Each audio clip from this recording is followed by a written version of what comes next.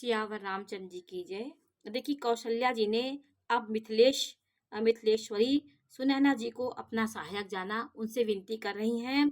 वो कह रही हैं कि शीघ्र ही प्रेम पूर्वक सद्भाव से बोली, अब आप शीघ्र डेरे को पधारिए, हमारे तो आप ईश्वर ही की गति हैं, अथवा मिथिलेश्वरी जनक जी की ही सहायक हमारे लिए इस समय है। उन्होंने कहा कौशल्या जी ने कि कौशल्या जी के प्रेम को देखकर, उनके विनम्र वचनों को सुनकर जनक जी की प्रिय पत्नी ने उनके पवित्र चरण पकड़ लिए और कहा, हे देवी, आप राजा दशरथ जी की रानी और श्री रामचंद्र जी की माता है।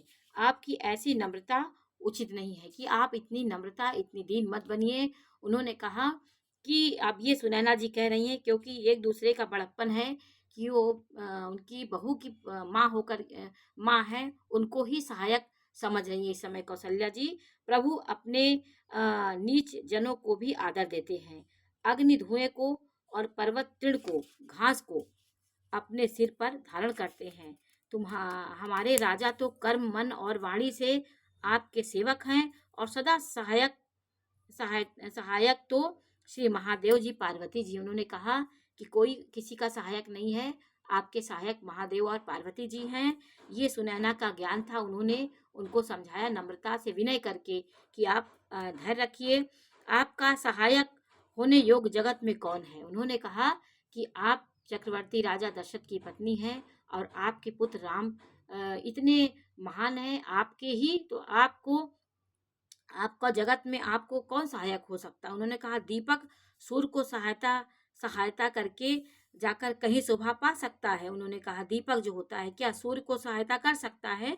श्री रामचंद्र जी की वन में जाकर देवताओं का कार्य करके अवधपुरी में अचल राज करेंगे। उन्होंने ये आशीर्वाद दिया कि अचल राज्य करेंगे। ये संकट का समय है, इसमें धैर्य धारण करिए और अपने को मजबूत बनाइए। उन्होंने कहा कि देवता, नाग और मनुष्य सब श्री रामचंद्र जी की भुजाओं के बल पर अपने अपने स्थानों लोकों में सुखपूर्वक बसेंगे। उन्होंने कहा ऐसा भी समय आएगा, यह सब याज्ञवल्क्य मुनि ने पहले ही कह रखा है। हे देवी, मुनि का कथन व्यर्थ नहीं हो सकता।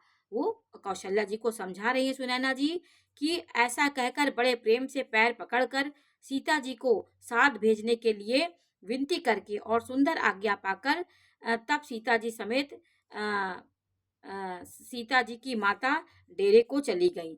अब देखिए वो उनको समझा रही हैं कि ये सीता अपनी पुत्री को भी कष्ट दे रही हैं और कह रही हैं कि आप दुखी ना तो उनके पैरों को